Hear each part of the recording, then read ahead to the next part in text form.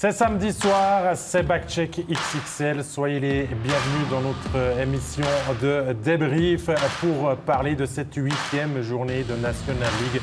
Avec Geoffrey Vauclair, avec Gary Sheehan, avec Stéphane Rochette. On avait 6 matchs au programme, beaucoup de buts, beaucoup de choses à dire. Geoffrey, comment on résume la soirée? Fribourg qui a pris 2 gros points contre un Genève qui a aussi fait un très bon match. Malheureusement pour Fribourg, ils ont perdu Stalberg sur une blessure qu'on espère pas trop grave. Côté de Zug, je pense quand même Giannoni a dû sortir le grand jeu dans le 3e tiers. Finalement, on peut sortir une fois avec les honneurs. Pour une des premières fois cette année, Bienne a largement dominé son adversaire du soir, qui était Lugano. Ils ont perdu en prolongation. Et la Vaudoise Arena, décidément, n'est pas encore une forteresse pour le Lausanne Hockey Club. Fessé face à Davos, mais notre image du jour, elle est venue dans les toutes dernières secondes du dernier match. C'est bien sûr le but décisif de David Dernay qui offre le premier succès à Fribourg-Gotteron.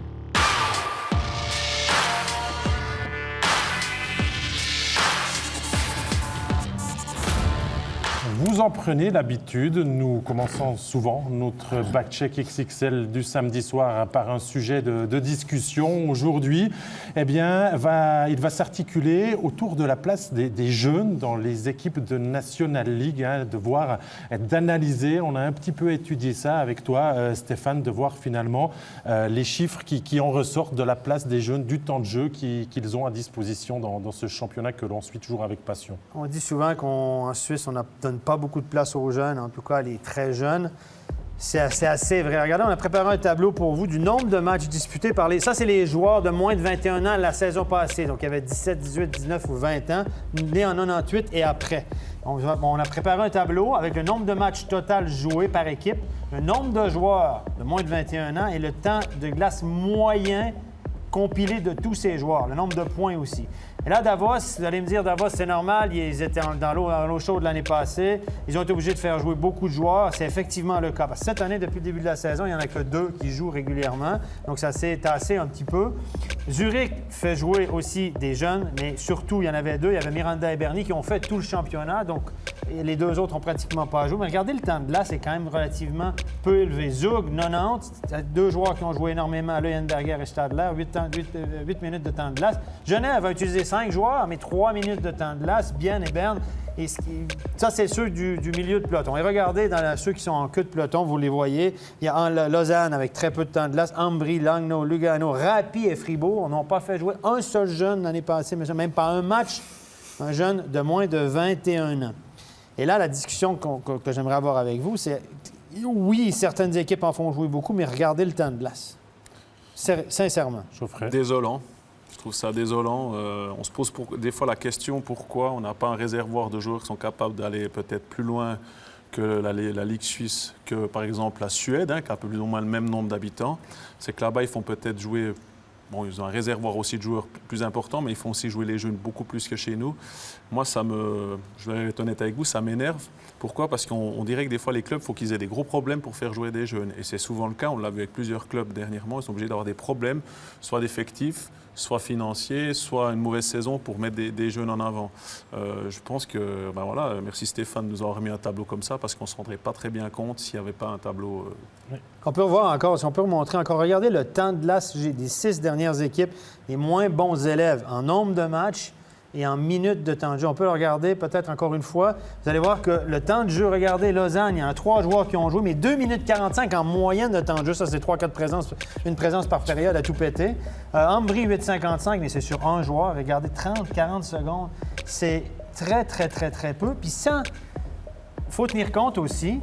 Alors, j'ai fait une comparaison avec la NHL. Je n'ai pas tout compilé les temps de glace parce que c'est compliqué. Il y en a à peu près 80 à NHL qui ont joué l'année dernière de moins de 21 ans. Mais il y en a 80, mais en NHL, il y a 18 joueurs sur le line-up, sur la feuille de match. 12, en général, 12 attaquants, 6 défenseurs, des fois 13 et 5, mais c'est très rare. Ici, on a 20. Alors, si on veut comparer à la NHL, il faut que tu enlèves le 13e attaquant et le 7e défenseur. C'est souvent les jeunes. C'est souvent des jeunes.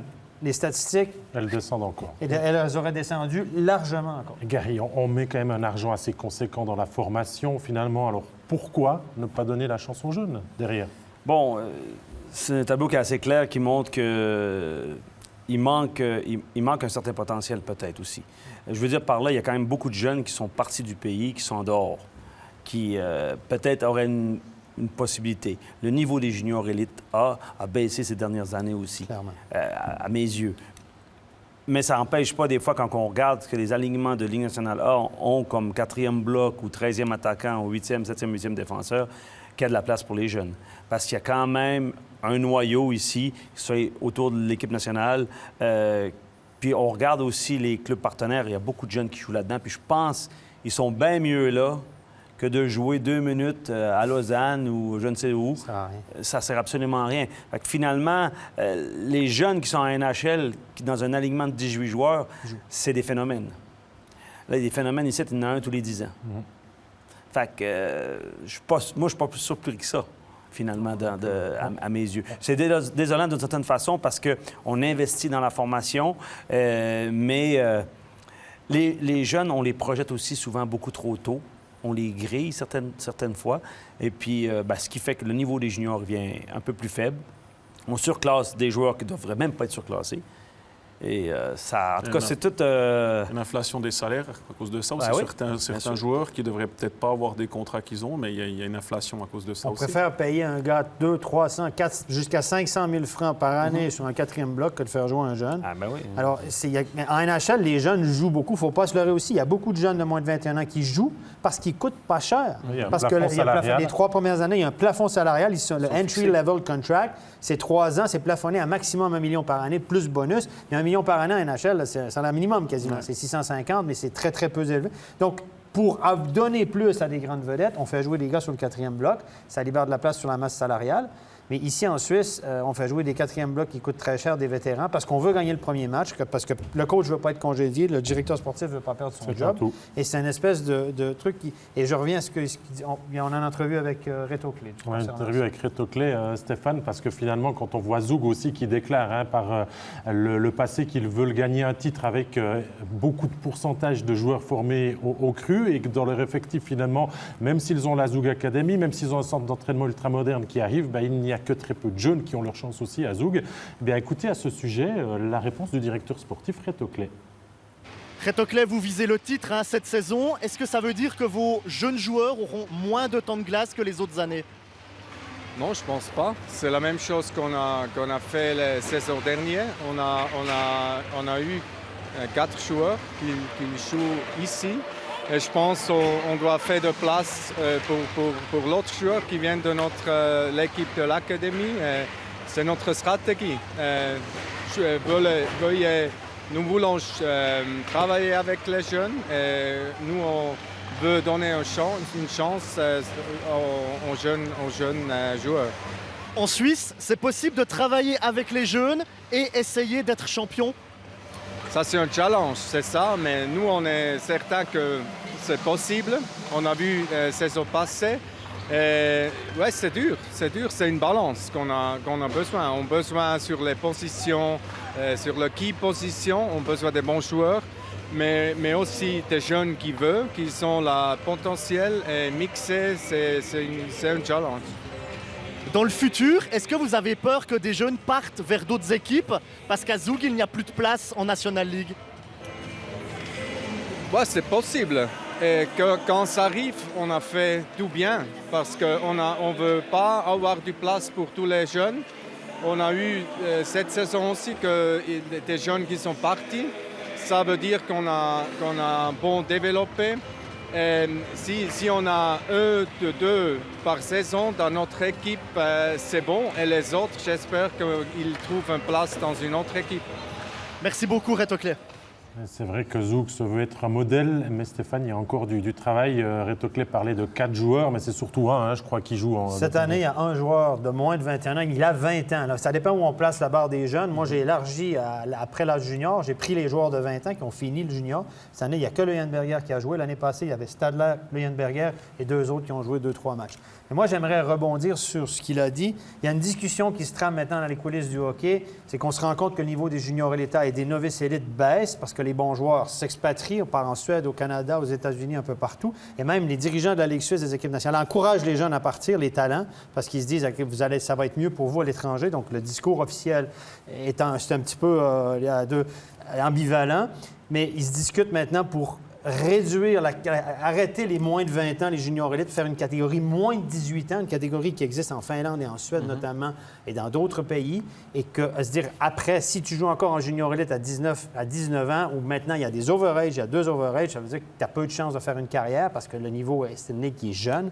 Alors, on parle de faire une catégorie de moins de 18 ans maintenant, plus compétitive. Ça, c'est une autre discussion, bien sûr, de voir comment on peut révolutionner tout ça pour peut-être mettre plus en valeur la formation au sein de notre pays. Allez, on va lancer cette 8e journée de National League avec le résumé des différentes rencontres, à commencer par une première rencontre du côté du Hallenstadion entre les ZSC Lions et Ambri Piotta qui a vu un beau chassé-croisé tout au long de la rencontre avec l'ouverture du score d'un joueur qui a le casque jaune, Gary Sheehan. Il est défenseur et il s'appelle Fora. Oui, disons qu'Ambry a un début de saison assez difficile et là, on dirait qu'ils retrouvent un peu leur jeu, le passage, le départ de leur top scoreur. On retrouve l'équilibre dans l'équipe, le système est remis en place et ils commencent à avoir du succès, même si ce soir ils l'ont échappé. Je pense qu'ils vont être très difficiles à battre, encore une fois, comme ils étaient la saison passée. Ouais, c'est une équipe qui a mis quelques matchs pour trouver son premier succès. Ambry était ensuite bien lancé, mais Zurich est aussi une des grosses artilleries offensives du championnat. Et regardez les jeunes, mais il n'est plus dans la catégorie des jeunes, Stéphane, mais Raphaël Prassel, tout un joueur, tout un travail aussi préparatoire de Maxime Noro. Oui, Noro fait un très, très beau jeu, très belle feinte. Il a sorti le défenseur de ses culottes, comme on dit. Regardez, hop, le jeu de pied. Oh, que c'est difficile. Et après ça, de l'autre côté, réussi à trouver la lucarne. Beaucoup de patience. Souvent, on peut paniquer sur une situation comme ça. Et puis, il a eu le calme, composure, qu'on dit en anglais, la sérénité, le calme. On dit, hop, il l'a placé au-dessus de l'épaule du gars. Souvenez-vous que le joueur au sol, c'est Nick Plastino, parce que sur l'action suivante, il ne va pas connaître une bonne soirée. C'est lui qui perd, Geoffrey, bêtement le puck sur Pius Souter. Ouais, il perd le puck, Plastino, puis derrière, on voit les autres joueurs d'Ambry un petit peu endormis. Là, on voit le numéro, c'est quoi, 34, c'est D'Agostini peut-être. D'Agostini est en tribune aujourd'hui. Ah, pardon, Dalpian, qui est un petit peu endormi, là, et l'attaquant de Zurich qui a tout le loisir de fixer le gardien d'Ambry. Ça me fait quand même un petit peu souci quand on parle d'Ambry, quand on voit que le gars qui porte le casque jaune, il est défenseur. Donc, c'est jamais trop bon quand tu vois ça dans une équipe, quoi. C'est bien pour le bonhomme, surtout s'il est en fin de contrat, mais là, pour l'équipe, c'est pas bon. C'est pas bon, mais pourtant, Ambry a des ressources et va pouvoir égaliser à 2-2 par son Autrichien vedette l'année dernière aux côtés de Dominique Kubalik. Tsverger, Gary continue, lui, de bien performer, même sans sa superstar tchèque. Oui, il faut quand même dire qu'il joue toujours avec Muller, mais maintenant c'est Nunschwander, un gars qui sort des Ticino Rockets qui va bien, et maintenant qu'il trouve son temps de glace là-bas, ça change quand même. Et je pense que Zverev commence à trouver ses marques sans Kubalik. Et c'est une équipe qui a l'air de rien, mais qui est toujours sur le même régime et il faut toujours s'en méfier. Même si je considère que Zurich a complètement un autre visage cette saison. On voit beaucoup plus de sérieux dans leur jeu et mieux structuré. Tu parlais de Nunschwander qui s'impose tranquillement en National League. C'est un gars qui est parti aux États-Unis pendant quelques années, d'ailleurs. Ouais, et là, Flueller, Stéphane, sur ce but, il offre même un joli rebond à Bianchi pour le 3-2. Oui, Bianchi qui met la main sur ce rebond. C'est un tir de loin, un rebond, regardez, on va voir le travail de Flueller. Regardez, un peu surpris par le tir. Il remet une patate chaude devant lui. Et pour les défenseurs, c'est compliqué. Les rebonds, là, quand vous mettez une patate chaude, si vous faites dévier le tir dans le coin, c'est bon. Et si vous le mettez devant le but, là, tout peut se passer. Mais Zurich va presser sur l'accélérateur et pouvoir compter sur le doublé de Raphaël Prassel avec la complicité Geoffrey Vauclair du guerrier Rachovina. Ouais, c'est jamais bon. Moi, je suis pas fan de ces défenseurs qui se couchent. Là, j'avais un coach qui me disait quand tu te couches par terre, t'es mort. T'es mort. Donc, parce qu'il te faut 2 secondes et demie pour te relever. Là, en plus, il touche le puck. Malheureusement, le gardien d'Ambry, il peut rien sur ce coup-là. Voilà, je suis pas un pro du joueur qui se couche. Moi, je sais pas ce que Gary, ce que tu en penses. Je suis 100% d'accord avec toi parce que là, c'est pas un jeu où il y a besoin de se coucher. C'est très, très rare. On peut le faire, mais avoir du succès avec ça, c'est très peu souvent que ça arrive. Et ça a permis finalement à Là, Zurich vous avez vu cette action dominer. longue, Gary, qui aurait peut-être même dû mener Zurich au but avant. Ouais. Finalement, c'est Berny. 3 occasions là-dessus. Voilà, 3 occasions. La défense d'Ambry est soufflée. Le gardien, finalement, aux fraises. Et Tim Berny marque le but qui va permettre à son équipe de définitivement passer devant et d'aller signer la victoire. Il y aura encore un 5e but dans la cage vide. Succès 3e de suite des ZSC Lions dans ce championnat. Et petit coup d'arrêt après 2 victoires pour Ambry et Piotta. Bien Lugano maintenant, avec des Biennois qui ont un week-end totalement tessinois. Hier, défaite à la Valachia à Ambry 3-1 avec le Proté que l'on connaît tout de suite, qui est toujours en cours. Et aujourd'hui, face à Lugano, eh bien, pas facile. Les Bianconeri, eux, ont aussi dans leur rang certains joueurs de talent. Et un d'entre eux, vous le connaissez certainement très bien, Geoffrey Linus Claesen. Ouais, qui nous met un but à la Linus Claesen. Hein. Il décoche rapidement son shoot. Là, Hilaire est pas super sur ce coup-là. Hein. Il est humain. Depuis la saison, il vole sur pas du l'eau, tout la comme on dit. position qu'il doit Non. prendre. C'est comme s'il s'en allait derrière le filet. Et puis, il laisse la partie supérieure à sa droite complètement ouverte. Un mauvais but. Peter Schneider, hein, on l'avait surtout connu pour son joli penalty. Il montre aussi qu'il a une jolie vista pour marquer son premier but officiel en championnat, Stéphane. Libéré. Vous avez vu sa réaction, là? Regardez-le, là. Ça, il est libéré, regardez. Il avait déjà marqué, mais on lui avait privé le but. Privé le but parce qu'il y avait une obstruction sur le gardien, ça a été une bonne décision. Mais vous voyez là, le gars qui se dit « Yes, enfin j'en ai marqué un. » Avant qu'on me démontre dans les médias, On puis que sent nous, à la ouvert télé, la on valve, dise qu'il le n'est gars. pas bon, puis qu'il n'y a pas comme des harnais ce soir, s'il n'avait pas marqué, on l'aurait dit « Hey, soulagé, yeah, les gars, vous avez vu, je suis capable d'en marquer des buts. » On avait un chassé-croisé dans la rencontre d'avant entre Zurich et Ambry. Ça va aussi être le cas entre Bienne et Lugano. Ça se poursuit avec Julian Valker qui terminera quand même la rencontre blessé dans un choc fortuit avec Kradgeb, le genou là, qui a dû être touché. Mais avant, là aussi, Gary, Jonas Hilaire, surpris par ce tir du revers. Oui, on sait, Jonas Hilaire, c'est un gardien de but qui est vite sur ses genoux. La partie du supérieur, et je pense que c'est tactiquement, là, c'est un tir du revers en plus. Je pense qu'il aimerait bien le revoir, mais je pense que tactiquement, c'est bien joué de la part de Lugano. Ils ont tiré haut tout le match. Ils ont essayé de le battre dans le haut du filet, et puis ils ont eu du succès. À la fin, Le tir est parfait. le Là. tir est parfait, puis le tir du revers, c'est dur à juger, souvent pour un gardien de but. Mais là, il est encore surpris. Schneider buteur, Schneider passeur pour la réussite de Hansi Salmela. C'est aussi à mettre en avant, Geoffrey Vauclair, le travail devant le but de Ria qui gêne un petit peu Muller dans son intervention. Juste au moment du départ du shoot, il passe devant Muller et puis automatiquement, un gardien qui ne voit pas partir un shoot, c'est beaucoup plus compliqué pour lui. Le shoot n'était pas super puissant. Non, Donc, puis il n'était pas super cadré non plus. Il n'était pas super dans le coin. Mais il est dedans.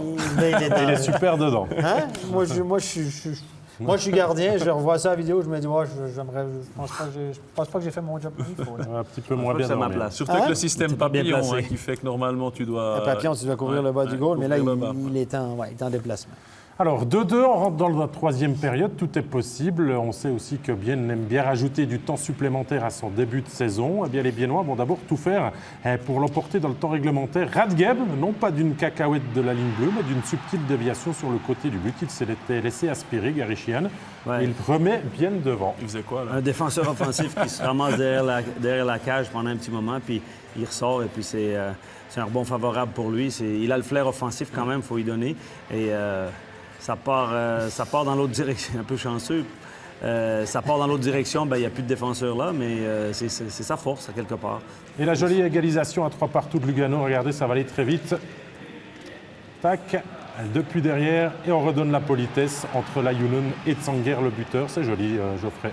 Ouais, c'est super beau. Ouais. C'est le pauvre défenseur viennois. Là, quand il reverra cette action, il veut s'en vouloir. Mais écoutez, il faut laisser du crédit à Lugano. Là, une super triangulation. Et puis sur ce coup-là, Hilaire ne peut pas faire grand-chose. Non, petite passe levée. Regardez juste la petite passe levée ici, le saucer de Klaasen. Ouais. Bon, Quand tu le laisses jouer, lui, il a des mains. Ça, c'est sûr Ouais, que... s'il y a un petit peu de temps, il va te faire mal. En peu d'espace, quasiment 3 passes là, directement entre Lajunen et puis Klaasen, c'est vite fait puis c'est au fond. Ça fait 3 partout. Il y aura bien un vainqueur et il ne faudra pas recourir au tir au but puisque ce sont les Tessinois qui l'emportent avec le but de Ortama qui était au premier lancé. Stéphane, la défense qui dort un petit peu, notamment Marc-Antoine Pouliot et Ortama qui lève le puck par-dessus Hilaire. Succès des Bianconeri. Kreis perd sa canne. Pouliot perd son duel en 1 contre 1. Il pense qu'il va ramasser le puck. Ortama met la main dessus. Regardez, Kreis perd sa canne ici. Là, c'est canne contre canne avec Pouliot. Ortama qui sort, mais ça de fort belle façon dans le top net, comme on dit. Mais notamment ce soir, il y a encore du jus. Il a joué presque 26 minutes. Chornay, 24 minutes et demie. Il a encore du jus pour aller mettre le but. Et c'est comme ça depuis le début de la saison. Les 2 défenseurs de Lugano sur le premier trio, première ligne sont surchargés entre 23 et 25 minutes par match. Et encore un but. Voilà. Par-dessus. C'était le On mot avait bien c'était le mot étudié tout d'ordre. ça. Ben, moi, je pense que oui. C'était le mot d'ordre ce soir, top net avec. Les coachs font leur job, c'est ça, Les coachs Gary? font leur job. Les coachs font leur job. Il a préparé le match, je crois. Persuadé. Je suis persuadé de ça. Mais écoutez, Bienne a dominé ce soir. Pour une des rares fois cette année, a dominé au chapitre des lancers, territorialement, 39-22, quasiment le double de lancers. Alors, si vous regardez toutes les stats avancées ce soir, tout est ouvert pour Bienne. La stat la plus importante, ils ont perdu en prolongation. Ouais. Et ils ont comme même ça. loupé un penalty à la 57e minute de jeu que Peter Schneider a essayé de transformer sans marquer. Il y a une réaction au terme de cette rencontre. Elle est du côté des perdants avec le jeune Gillian Colère. Gillian Colère, le HC Bienne mal payé ce soir. Oui, effectivement, on s'est bien battu tout le match et de perdre en prolongation, c'est clair que c'est dur, mais je pense qu'il faut aller de l'avant, prendre les choses positives. Le positif, c'est que les occasions étaient là ce soir. Oui, effectivement, on avait plus de shoots qu'eux. C'est ça qu'on a amené par rapport au dernier match. On a amené beaucoup de shoots et puis je pense qu'il faut prendre ça de positif et ça va rentrer pour les prochains matchs. En face, il y avait un gardien assez inhabituel, c'était sa première titularisation. Le but, c'était aussi de le prendre à la gorge un peu. Oui, c'est clair, mais après, tous les gardiens dans cette ligue, ils sont bons. Que ce soit premier ou deuxième gardien, il ne faut pas les prendre à la légère, mais c'est clair qu'on aurait pu prendre un petit avantage là-dessus. Merci bien. Voilà pour la première réaction de Gillian Colère en National League qui a eu, je crois, un petit peu plus de 12-13 minutes de temps de jeu aujourd'hui. Il jouait au Canada l'année passée, le jeune Gillian Colère, il me semble, si je dis pas de Au début bêtises. de la saison, Ouais. il est rentré. Il est rentré. Il a fait Il quelques a matchs fait une avec saison il y a Argos, 2 ans, l'année puis l'année passée. passée, Ouais. il a été coupé. Mais il a pris de la maturité. Ouais. Ça, c'est clair. C'est un joueur qui a un très, très bon sens du jeu. Hein. C'est pas un buteur, c'est un passeur, c'est un fabricant de jeu. Il a eu quelques bonnes saisons en junior élite, petit gabarit. Et pour parler encore une fois de Schneider, on parlait des tirs au but, 39 tirs au but. Bien, Schneider, ce soir, 9 tirs au but à lui seul. À lui seul. Il a essayé. Oui. Bonne soirée. Allez, derby roman pour voir ce qu'il s'est passé au Vernet entre Genève, 16 points, premier du classement, et Fribourg-Gotteron, dernier avec 0 points, des matchs en moins aussi pour Fribourg-Gotteron. Il fallait donc un succès pour le 4e match en déplacement de Fribourg-Gotteron, et les Fribourgeois vont se reposer sur leur défenseur buteur, Stéphane Marc-Planalp. Ouais, Deuxième but de la saison. C'est le défenseur offensif qui plonge dans le trou pour marquer un but, bien servi par Desharnais. Bon travail de Stauber qui n'a pas de passe là-dessus parce qu'un joueur de défenseur qui a touché au puck. Mais bon tir à Planalp, puis il rentre. Vous voyez, quand vous rentrez avec la vitesse comme ça pour sauver le puck pour le marquer, c'est un geste qui a l'air facile, mais qui est pas Il a si bien facile fixé le que ça. gardien. Hein. Ouais. Il a bien pris le Gilles temps de fixer le Montandon, gardien. Voilà. qui nous écoute, Gilles, t'as vu, il a fixé le gardien, tac, tac. Il a tout fait ce que Gilles a enseigné. Ils ont joué ensemble. Hein. Ils ont joué ben ensemble. voilà. Ouais, il a dû l'entendre. Les bases. Les bases sont là.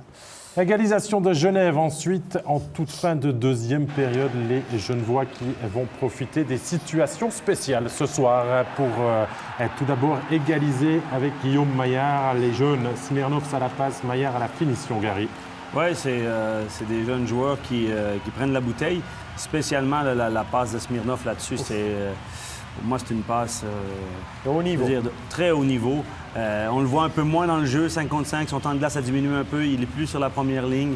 Il doit encore trouver l'équilibre, je pense, à ce niveau-là. Mais de faire un jeu avec un joueur en moins sur la glace, je pense que c'est sa force. Et de faire cette passe à travers le trafic qu'il y avait là, déjà, il faut qu'elle se rende. Hein. 3/4 du temps, elle ne se rend jamais ou bien elle est coupée. Qu'elle soit dosée aussi. Faut qu'elle soit dosée, puis elle est dans les airs.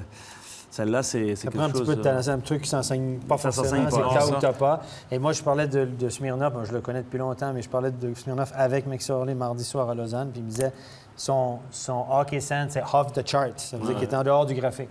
C'est l'exception qui est vraiment en dehors du graphique. Son sens du jeu, son hockey IQ aussi, l'intelligence de jeu. Le hockey sense, c'est une chose, mais l'intelligence de jeu, de Bon, ça, s'adapter ça- aux situations, etc., c'est deux choses différentes. Ça devient très, très important maintenant. Puis les scouts et les recruteurs, on regarde beaucoup plus ça maintenant et ça devient un point clé d'avoir ces joueurs qui ont le sens du jeu parce que ça va tellement vite maintenant. Et un IQ qui est élevé. Ça s'enseigne pas. Non, Ça se peut pas. s'enseigne très difficilement, tandis que le patinage, la force physique, etc., ça, vous pouvez toujours l'entraîner. Smirnov, c'est la découverte pour le grand public, mais ça fait quand même des années qu'il performe en élite aussi. Il a été 2 fois champion et maintenant il est amené, avec sa licence suisse, à pouvoir évoluer avec Genève Servette et finalement y briller.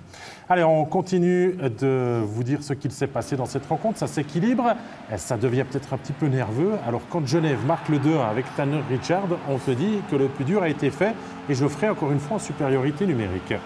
Ouais, quand on parlait de fixer le gardien avant de shooter, hein, la fameuse phrase Agile Montandon, Tanner Richard a vraiment bien fait ça. Mais il y avait un mur devant. Oui, il y avait un mur. Il faut dire aussi Mur de dire fer, que Weber a fait un bon match. Hein, c'est sur ce goal-là, c'est pas lui qui fait l'erreur. Et puis c'est Fribourgeois dans le bleu qui arrive à revenir. On sent quand même un gros ouf de soulagement sur cette égalisation par leur Rossi, là, leur deuxième bloc.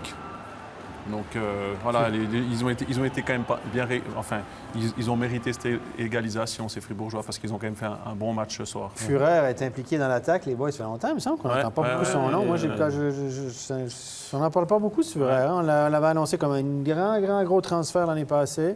Oui, mais c'est un. Il est assez discret quand joueur même. Hein? souvent je pense- blessé. je Il s'est pense qu'il est blessé 2 pas fois en au même pleine endroit l'année possession de tous ses dernière. moyens non plus encore maintenant parce qu'on en parle peu puis il joue peut-être blessé ou encore une fois Fribourg est victime de quelque chose qui est inhabituel. Les équipes ont 8 matchs, ils en ont 4. Le rythme, c'est difficile. pas facile. C'est très difficile. Non. Alors, ça, c'est tout des défaites, des raisons qu'on invoque, Ouais, etc. mais C'est vrai qu'on ne faut pas trop abuser de ça, mais ça, quand même là. c'est quand même là. Il n'y a rien de pire que de jouer des matchs trop espacés. Quoi. Ouais. Tu détestes ça. Surtout quand tu perds. Hein. Tu Ouais, parce as que le temps de réfléchir après. Tu es obligé de pendant t'entraîner 3-4 plus fort. Ça, c'est pas Ouais, mal. ouais. Hein, t'es obligé, on fait du physique à l'entraînement. Tu rajoutes un entraînement de force avant l'entraînement sur la glace, histoire de... Exactement. Ah là, puis les jambes brûlent après. Bon, bref. Bref, C'est comme tu ça. dis. Oui, bref. On va vous continue. montrer, je crois, la blessure de Stolberg. Je crois qu'on peut vous la calibrer sur un lancer de son coéquipier, le puck qui va venir directement au visage du renfort étranger de Fribourg-Gotteron. Gary, là, vous disiez que Ben là, ça sent mauvais pour le joueur en question. Oui, c'est jamais très, très beau de voir ça. Puis quand sa réaction ici, il se tient la mâchoire. Là, cette rondelle est déviée. C'est pas un tir frappé, c'est un tir... puis je crois pas que c'est dans les dents à voir, c'est dans le menton. Sinon, on aurait vu plus de sang, mais regarde sa réaction. Et puis comme il doit se tenir le menton, à mon avis, ça va pas être des bonnes nouvelles. J'espère pour lui que c'est vraiment pas grave et pour Fribourg-Gotteron et que finalement, il y a plus de peur que de mal, mais ces gestes-là, des fois... c'est pas que c'est mortel, ça fait vraiment... C'est très fragile à ce niveau-là. Pas le temps de se préparer pour éviter le choc avec le morceau en caoutchouc. Il peut faire une commotion aussi. Hein? Ah ouais, il peut bien être sûr. commotionné Il peut être directement sur le commotionné, c'est menton. sûr. Mais finalement, même sans Stolberg, Fribourg va trouver le moyen de gagner ce match en prolongation et même en toute fin de prolongation. Geoffrey Vauclair, Desharnais, surgit dans la défense et s'en va lever le puck par-dessus Robert Mayer. Ouais, c'est bien joué de Desharnais. On voit aussi la passe judicieuse de Brodin. C'est rigolo parce que je pense que Desharnais, il doit sentir le souffle du Genevois là, qui est juste derrière lui. Donc là, il faut garder un peu son sang-froid. Il met bien ça au premier poteau. On a les jambes qui brûlent là. Ouais, alors là, je peux te jurer que là, parce que ça faisait un petit moment qu'ils étaient sur la glace et puis il a joué beaucoup de shift, Desharnais. Je te dirais que tu te dis, là, c'est le dernier que je fais de la soirée, celui-là, de un rush comme ça. Parce que c'est vrai que lui, je pense qu'un petit massage à la fin de ce match, ça sera pas trop mal. Grosse erreur du Suédois Olsson à la ligne bleue. Ouais. là. Olsson n'a pas été capable de mettre la rondelle derrière les défenseurs adverses. Il l'a laissé dans le haut de la zone. Et puis après, il était trop court au niveau de son coup de patin. C'est Desharnais qui fait tout le jeu, dans le fond. Il se crée ce revirement. Puis ensuite, Brodin lui envoie la rondelle pour un échappé. Mais disons que... Et moi, sur le fond, je trouve ça assez généreux de Genève de laisser un point de Ouais, plus à Fribourg. merci, les gars. Pour la solidarité romande. Fribourg en a plus besoin. Genève, on sait que c'est facile pour eux. C'est sûrement ça, oui. Hein? C'est ça. Bien sûr, Stéphane, bien sûr. Allez, des réactions à l'issue de cette rencontre, il y en a des deux côtés. On va commencer par l'équipe gagnante et son gardien aujourd'hui, Ludovic Weber. Ludovic Weber, Fribourg marque ses premiers points ce soir. Ça a été une véritable bataille. Hein. Ouais, c'est clair. On savait dès le départ que ça allait être une bataille, qu'il fallait qu'on se batte pour aller chercher ces points. Je pense qu'eux, ils sont ravis de nous voir dans notre situation. Donc il fallait cravacher pour aller chercher ça. On a remarqué que les situations spéciales étaient importantes. Comment vous avez vécu le fait d'être un peu mis sous pression? On savait qu'ils bougeaient bien le puck sur les powerplays. Je pense qu'on était préparé à ça. Ils ont concrétisé les occasions et puis voilà, maintenant on a réussi à passer l'épaule. Est-ce que ce sera le déclic? La saison peut vraiment commencer? Écoutez, j'aimerais vous dire que oui. Maintenant, il faudra bosser la même chose, voire plus fort pour aller chercher des autres points au prochain match. Merci Ludovic. Les réactions aussi immédiatement derrière dans le camp Grenat avec Guillaume Maillard. Guillaume Maillard, défaite en prolongation ici contre Fribourg. Ça se joue le hockey sur glace à un jeu d'erreurs, à des petites choses. Comment vous analysez cette partie-là? Ouais, c'est clair, ce soir, ça s'est joué à des petits trucs, à des petits détails. On a su quand même revenir dans le match et on a pu décrocher un point quand même, donc on est content. Et malgré cela, hein, les jeunes continuent de livrer la marchandise, rendent la confiance offerte par Patémon, notamment sur le but que vous inscrivez avec Miranda et Smirnov à la passe. Ouais, c'est clair, ça fait toujours plaisir. Les jeunes, on travaille tous à fond, tout le temps, à tous les entraînements, à tous les matchs. Du coup, c'est normal que le travail paye. Est-ce que le fait d'avoir joué hier à Lugano, plus le trajet, ça a peut-être joué en fin de partie? C'est clair que c'est pas facile de jouer le soir. Quand le matin, on arrive à 4h du mat'. Mais bon, voilà, il faut s'habituer. C'est comme ça, quand on joue à Genève, les longs déplacements, ça fait partie de notre saison. Mais voilà, on se repose comme on a pu. Et puis voilà, c'est clair, c'est pas facile, mais il faut faire avec. Merci Guillaume, bonne suite. Mesdames, Messieurs, c'est l'heure d'une petite respiration sur un ton un petit peu plus léger dans notre backcheck XXL. C'est l'heure du Mate Challenge. On vous rappelle le principe du Mate Challenge, c'est de partir à la rencontre des clubs romans, de proposer à un joueur de défier un de ses coéquipiers sur un autre sport que le hockey sur glace. Et aujourd'hui, c'est le Mate Challenge de Fribourg-Gotteron. On a décidé de solliciter Kylian Motet, qui lui-même a décidé de se mesurer à Benjamin Chavaya sur un match de tennis. Regardez.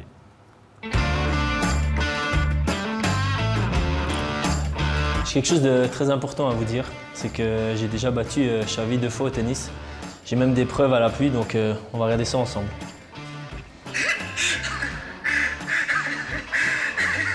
Tu prends l'avantage, tu fais la course devant, tu gagnes. Ok. Prendre ses conseils, je vais faire au mieux. Et puis, tes appuis, hein. Attention. Ouais, ça marche. Bon, c'est parti. Je vais lui mettre une troisième démerdée. Allez. Merci.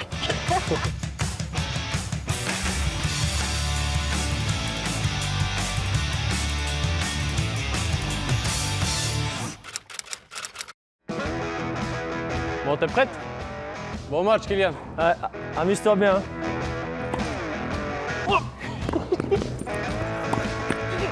Oh, c'est magnifique. Oh, c'est magnifique. Parle pas dans ta barbe. T'as pas de barbe en plus. Non! Oh non! Oh oui! Oh, c'est nul. Oh oui, je vais me faire courir un peu, mais. Continue comme ça à me faire courir, c'est parfait là.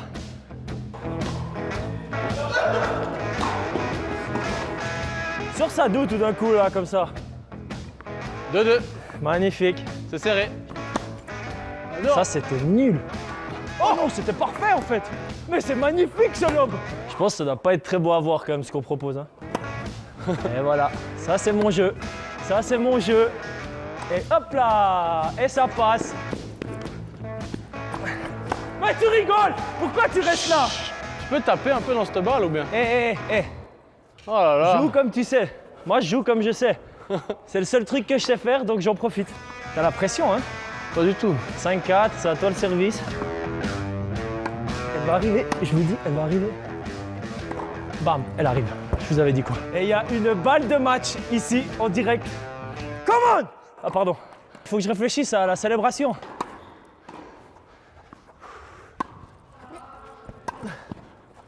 Oh non! C'est magnifique! Regardez-le, regardez-le!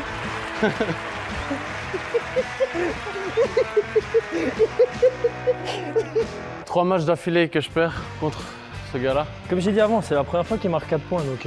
Tu rigoles, grand. Mais on a la preuve sur caméra, là, que tu fais que défendre. Ah ouais, j'assume. Slice, que défendre. J'assume, grand. Il sait qu'il sait pas taper dans la balle, c'est pour ça. C'est pas mon jeu de taper dans la balle. Mais oui, c'est quoi? Moi, mon jeu, c'est défense. Ah. Donc je défends. Je fais que ça. On peut pas jouer avec lui au tennis. Bah voilà, on peut pas jouer au tennis avec moi, bah c'est sûr. Hein. Défendre, que défendre, mais au tennis ou au hockey sur glace, C'est Geoffrey? surprenant de Kylian, ça. Voilà. Tennis, il défend. Il est plutôt en attaque au hockey. Quoi. Voilà. C'est assez bon, quoi. Mais ça, c'est le Made Challenge. Gary Chien, on a sorti que les plus beaux points. Hein. On a l'impression d'être à l'US Open à un moment. Ouais, disons que le niveau m'inquiète un peu, moi. Voilà. Ben, Mais- écoutez, il faut dire que les hockeyeurs, là, pour parler des jeunes tout à l'heure, on en fait des spécialistes très tôt.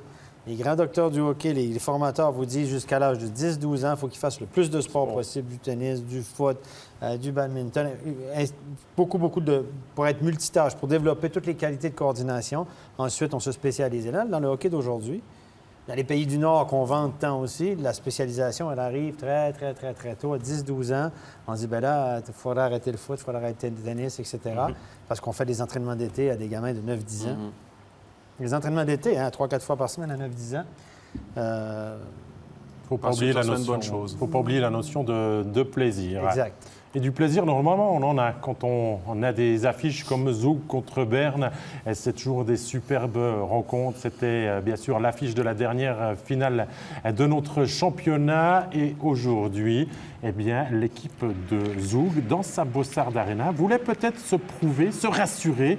Et tout s'est bien passé, surtout quand la rencontre, Gary Sheehan, commence de cette manière avec un puck qui file entre les jambes de Caminada. Ouais, je pense que Zug était sorti beaucoup plus fort, est sorti dans une mission. C'était un petit peu la revanche d'une certaine façon, et puis montrer que c'était une nouvelle saison. Et puis ils ont mis beaucoup de puck au goal tôt dans le match, dans la première période, et ils ont pris les devants. Penalty de Lino Marchini, Geoffrey Vauclair, il est à l'aise dans cet exercice. Ouais, s'il y a un joueur qu'il faut envoyer du côté de Zug au penalty, c'est bien lui, hein, je veux dire. Donc ça, voilà, il freine, donc il fait un changement de rythme que les gardiens n'aiment pas beaucoup, ça on le sait. Mais ouais, je veux dire, c'est un buteur né, c'est un gaillard, c'est vraiment un grand plaisir de le regarder devant une cage, quoi. On va vous montrer encore les réussites suivantes, parce qu'elles seront toutes zougoises, mais Stéphane, on a trouvé un CP Berne quand même un petit peu, je crois que c'était quoi le mot de la soirée? Léthargique. Léthargique, oui, non, mais ils sont dans une mauvaise passe. Hier soir, ils ont été valeureux quand même contre Lausanne. Lausanne a été meilleur qu'eux, mais ils ont cravaché les Bernois hier soir. Et là, ce soir, ils avaient vraiment l'air plus empruntés. Et là, je pense qu'à Berne, ça se dessine vers un gardien étranger, là, parce que le message de Yalanen hier soir de retirer Schlegel au premier arrêt, un peu où il a été chancelant, mettre Caminada ce soir, le message est clair. L'entraîneur, je pense qu'il se dit là, ça me prend un gardien éventuellement étranger, un gardien de haut niveau. Et puis là, les joueurs, à un moment donné aussi, les joueurs, ils sentent ça. Et ce soir, là, ils ont pris l'eau. En tout cas, la première partie, les 2 premiers tiers, ils ont vraiment pris l'eau. Ensuite, Zug a peut-être géré sa fin de rencontre. Sursaut quand même d'orgueil des Bernois qui vont marquer par 2 fois, revenir à 4-1 et à 4-2. Mais ce n'était pas la soirée bernoise ce soir. Gary, ça va quand même faire, mine de rien, tout ça, 5 défaites de suite pour l'Ours. Ouais, c'est sûr, la réaction il y a eu, mais cette fois, on va dire que le dernier rempart, Giannoni a réussi à élever son niveau de jeu, je dirais, dans la 3e période, parce qu'à 4-2, on est passé très près du 4-3, d'une fin de match un peu stressante pour eux, mais finalement, ils ont tenu le coup. Mais je pense qu'effectivement, Berne vont être très impatients maintenant de changer la tendance, parce que quand on est sous la barre, on panique assez rapidement. C'est vrai que Berne ne nous donne pas souvent l'habitude de perdre 5 matchs consécutifs. Il y aura encore le 5-2 dans les dernières secondes de Grégory Hoffman, mais voilà, il faut faire avec ça. Et Kari Alonen va... Ils ne vont pas faire avec ça là-bas. Non, on connaît le garçon. Ils ne vont pas faire avec ça. Puis je pense effectivement que maintenant, il y aura quand même pas mal de pression sur le coach, sur certains joueurs de Berne qui sont quand même des leaders qu'on attend peut-être un petit peu plus. On voit sur cette action que notre ami Grégory Hoffman dit ses pensées à Ruffenhardt, qui l'a cherché pas mal pendant ce dernier quai. La frustration, voilà. Et voilà, moi j'ai trouvé quand même que ce Zug était clairement meilleur que Berne ce soir. Excuse-moi Stéphane. Vas-y.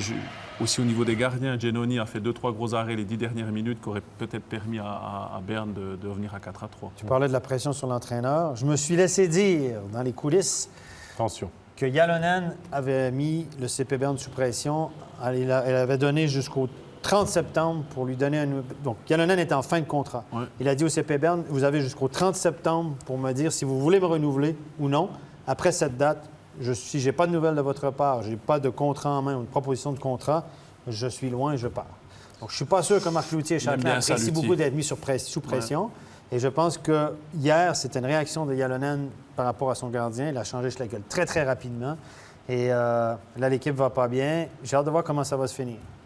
Mais d'être mis sous pression comme ça, Jalonen est quand même un palmarès, ce garçon. Et puis il peut trouver du job à peu près où il veut. Où il veut. Donc je pense qu'il a dit, moi j'ai besoin de savoir parce qu'on sait que les contrats, puis ça se fait d'avance. Et il aurait mis, selon les informations que j'ai eues, de source assez sûre, sur le CP Berne sous pression. Allez, Stéphane, encore une charge que tu voulais remontrer avec ta tablette du défenseur du CP Berne, Beat Gerber. Qui n'a pas été pénalisé d'ailleurs. Pour moi, c'est une charge contre la tête. J'espère qu'elle sera revue encore une fois. On en a des dangereuses. On va regarder ensemble. On va aller sur la tablette. On y est. Voilà, c'est parti. Regardez bien ici. Regardez bien le check ici contre le jeune Zentner. Boum! On va revenir en arrière parce qu'elle est vraiment pas jolie. Il est toujours très, très limite, Beat Gerber. Regardez bien encore une fois. Regardez bien. Boum, il lui écrase la tête contre le plexi, le rebord de la bande. Visiblement, il n'a pas été blessé gravement, mais il y a quand même des limites. Là. Il y a toujours quelque chose. Il n'y a même pas eu de pénalité. Je vais en montrer une autre. Comme quoi, c'est possible d'éviter de charger un joueur contre la tête et de ne pas y faire mal. C'est un bon exemple. C'est Murzak. Regardez bien. Ça, c'est au deuxième tiers du match. Regardez bien. Et là, regardez, Morin, il est déjà à la lutte avec un joueur le long de la bande. Il cherche la rondelle. Il a la tête basse. Murzak peut lui écraser la tête contre la bande, comme Marty l'a fait depuis le début de l'année, etc. Au lieu d'écraser la tête, il va sur le corps, très correct. Il sait qu'il est en position vulnérable. Il a le choix de donner un bon coup ou simplement de jouer avec le corps. Allez. Comme quoi, c'est possible. C'est possible. Sans blesser l'adversaire et avec autant d'efficacité, voire même encore plus. Puis assez surprenant parce que c'était Morin qui est dans cette position-là, puis je pense qu'il y en a bien qui auraient aimé... La plainte copain. Il fait mal parce que lui, il ne se gêne pas souvent. Alors, effectivement, c'est un très bon exemple. Moi, je rajouterais que Zender n'est pas revenu au jeu. Du moins, on ne l'a pas vu souvent. Je ne sais pas s'il est revenu sur la glace en temps... Il y avait 9 minutes de jouer. On n'est pas très sûr, on n'a pas eu d'informations Peut-être que ça va aider à reviser une action ou quoi que ce soit, le fait qu'il ne soit pas revenu au jeu. Mais là, on voit bien avec Murchak que c'est un gentleman play parce qu'il s'est seulement appuyé contre le joueur pour gagner le duel. La rondelle est sortie de l'autre côté et puis on devrait voir ça plus souvent dans des situations où les joueurs sont vulnérables. Parce que dans le fond, en fait, quand on parle de jeu physique ou d'échec, le but, c'est d'enlever le joueur du jeu. C'est pas de le blesser. Serrer la rondelle. Voilà, qui perd la rondelle. Le but, c'est pas de les blesser. Il faut que les gens comprennent bien cette différence. Tu vas pas, normalement, pour checker un gars pour le blesser. Des fois, il y en a quelques-uns quand même qui l'ont fait ou qui le font. Mais le but d'une mise en échec, c'est de retirer le joueur du jeu, ou enfin, d'y retirer le puck. Parce que jusqu'à maintenant, on a été très, très, très, très laxiste, à mon avis. Ouais. Sur un paquet de charges, on a pardonné Maillard cette semaine contre Aaron. C'était très limite. On a beaucoup discuté. Voilà. On va encore discuter beaucoup, Stéphane, t'en fais pas. On va en discuter. On va peut-être être surpris en bien de réactions, peut-être de la part des sphères dirigeantes à ce sujet. Mais ça commence par les joueurs. Si les joueurs font attention, ça n'arrivera pas. Messieurs, direction la Vaudoise Arena pour la rencontre entre Lausanne et Davos. À présent, ça devait être normalement une fête pour le clan vaudois de pouvoir bénéficier de cette rencontre face à Davos après avoir perdu le premier match contre Genève. Rien ne s'est passé comme voulu, Gary Sheehan, aujourd'hui. On peut même le dire, Lausanne s'est fait fesser. Ted Unby pour le 1-0. Il y aura un grand Perttu Lindgren à la manœuvre aujourd'hui. Et Lausanne a bien bu la tâche jusqu'au bout. Je ne sais pas si on paye les efforts d'hier soir à Berne, parce qu'ils ont joué un excellent match hier soir à Berne, mais là, ils étaient complètement passés à côté. Pourtant, l'ambiance, cette nouvelle patinoire et tout, on décrit que du bien, mais peut-être qu'ils ressentent énormément de pression et qu'ils ne sont pas capables de performer comme ils le voudraient ou installer leur jeu. Mais moi, je l'ai mentionné pendant le reportage, je ne comprends pas pourquoi c'est pas Stéphane au but ce soir dans un match puisque finalement, oui, celui de lundi soir, il est spectacle, il est chaud un peu. C'est un match amical pour les Flyers de Philadelphie, mais je pense que... Moi, je vais vous le dire, ça fait 6 matchs en 9 jours pour Lausanne avec le match de lundi contre le club de NHL. Ça fait quand même beaucoup. On a opté pour ça. Ce soir, on a même laissé Boltzhauser jusqu'au bout. Ce soir, on ne l'a pas sorti, Geoffrey. Même que rien ne se passait comme voulu, on n'a pas voulu mettre Tobias Stéphane et Davos a profité de toutes ses largesses. C'est-tu un manque de respect, à mon avis, pour Boltzhauser, ça? On parlait l'année passée du gardien de Davos qu'on avait pris, on l'avait laissé sur 7 ou 8 goals. Et bien là, tu pourrais perdre ton deuxième gardien parce que tu y as manqué de respect. Et moi, je lui donne aussi un message à toute l'équipe qui n'est pas forcément bon. Non. Bon, voilà, de Davos, ils ont profité de ça.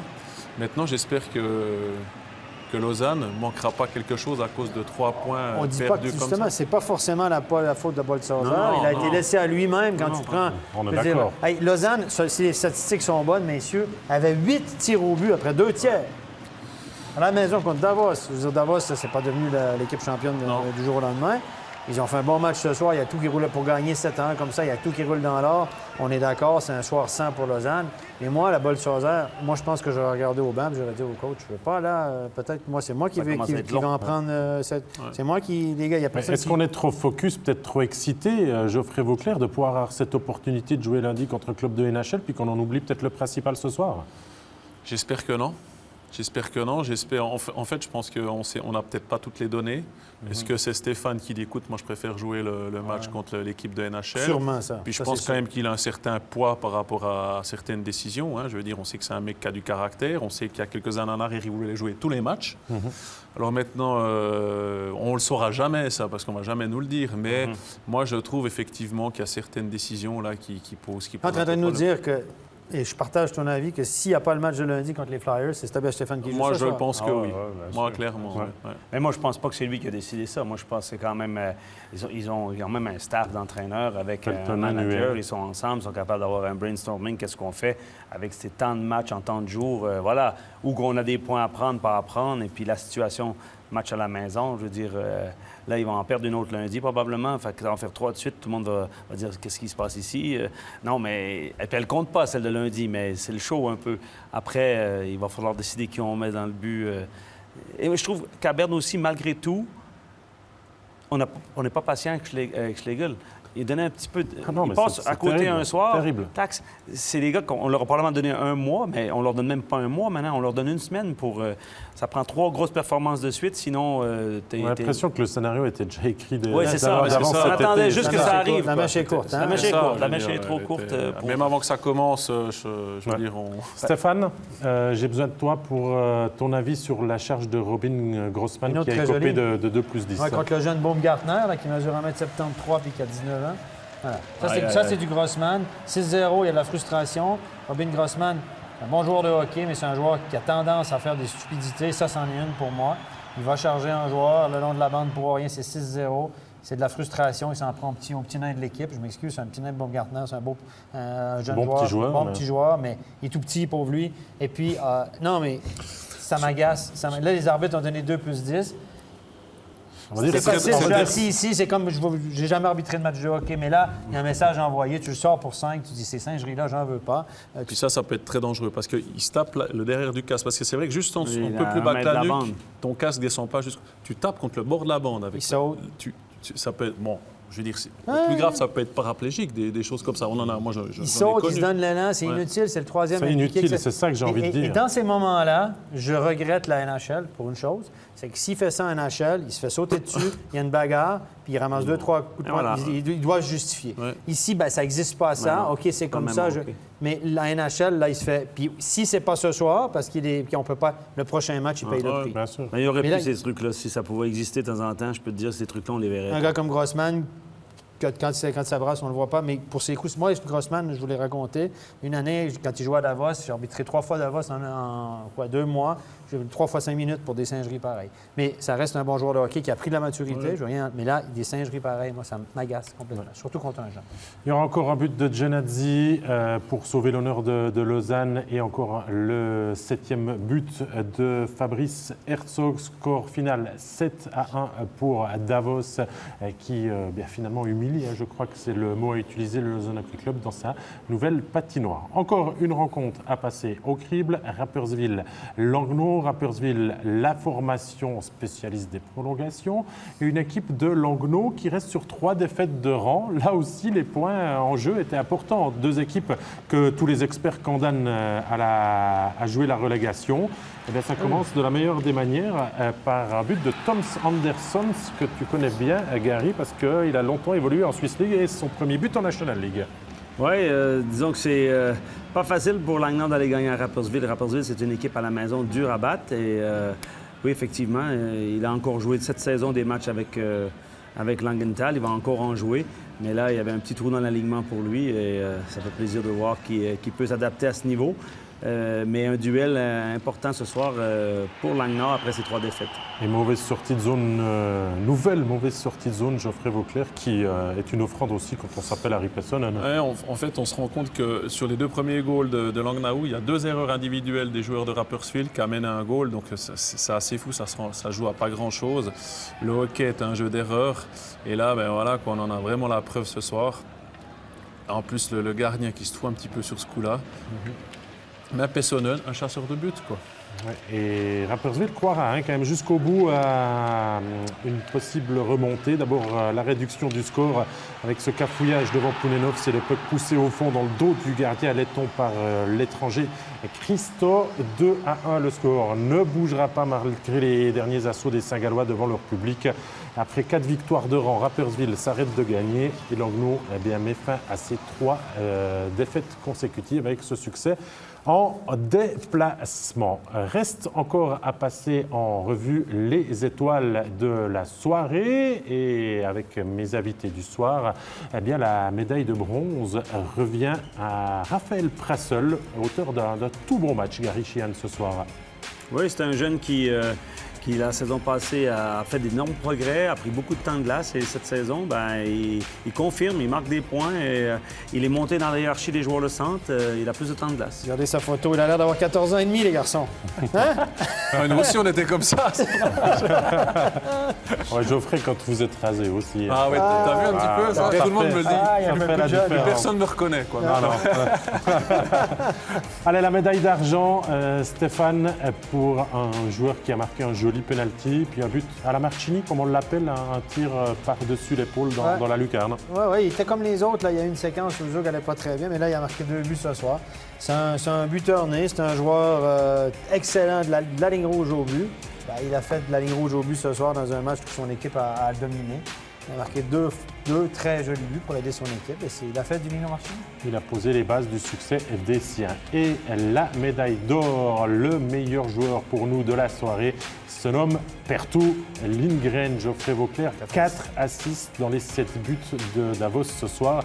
On a l'impression que les soucis de santé sont aussi loin derrière le joueur finlandais. On est content pour lui, tant mieux pour lui. Je veux dire, on souhaite à un joueur qui est souvent blessé de revenir à son meilleur niveau. C'est clair que ce soir, il a joué contre une équipe de Lausanne qui n'était pas au mieux de sa forme. Mais voilà, j'ai trouvé qu'il joue dans cette équipe qui amène beaucoup d'énergie. C'est clair que Davos, quand tu les laisses jouer comme ça avec tous ces jeunes, et puis lui, il est là au milieu, puis il profite de cette énergie des jeunes qui vont, on va dire, gratter, entre parenthèses. On parlait d'IQ, là.